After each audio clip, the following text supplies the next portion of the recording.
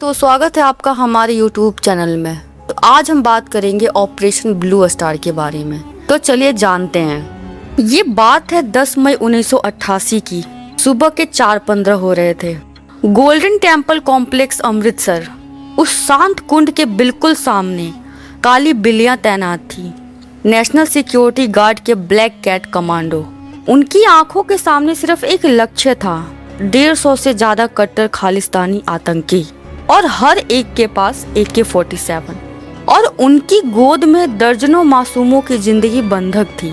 ये कोई फिल्मी डायलॉग नहीं था, ये 1988 के गर्मियों में भारतीय जासूसी इतिहास का सबसे बड़ा मनोवैज्ञानिक ऑपरेशन था। तो सवाल ये है, भारत ने 1984 के ब्लू स्टार के बाद जिस मंदिर में तोपों से गोले बरसाए थे, वहाँ सिर्फ 4 साल बाद बिना एक गोली चलाए आतंकियों के हाथ से कैसे छुड़ाया।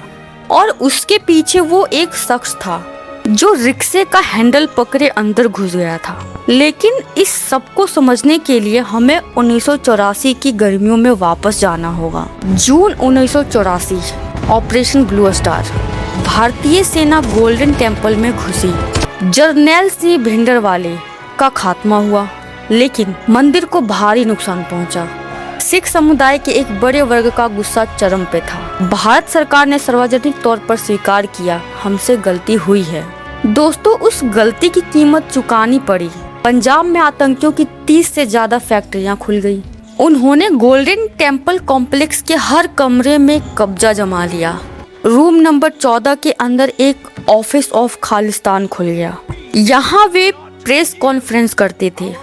सड़कों पर AK-47 की बौछारें होती थी। भारत का दिल टूट चुका था, लेकिन दिल टूटने से भारत रुकता नहीं।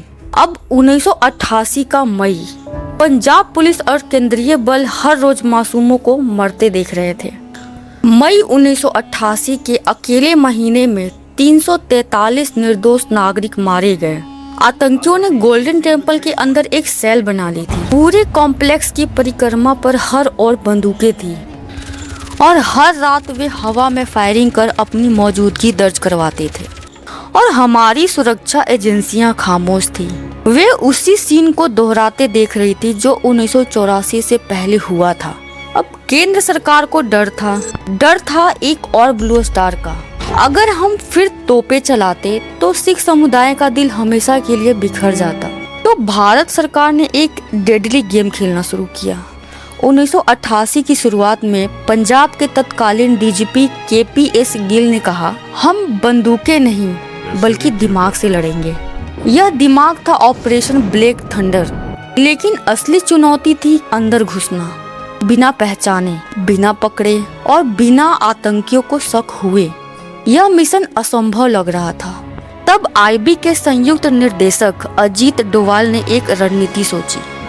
उन्होंने एक पहचान बनाई, भेष बदला, एक फटा हुआ कुर्ता, एक गंदी सी शॉल और बेजान आंखों वाला एक रिक्शा चालक। वह वही अजीत डोवाल थे जिन्होंने पहले मिजोरम में घुसकर 6 कमांडरों को तोड़ा था। लेकिन इस बार दाव ज्यादा बड़ा था।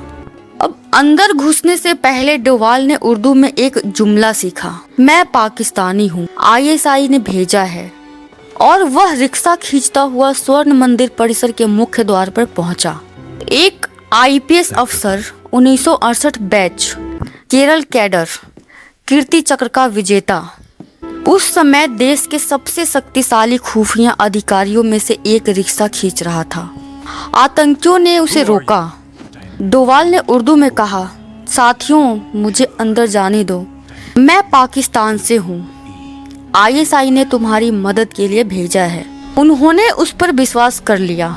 एक रिक्शा चालक जो उर्दू बोलता है, पाकिस्तानी कपड़े पहनता है और ISI का नाम लेता है, ये उनके लिए जासूसी का एक क्लासिक धोखा था।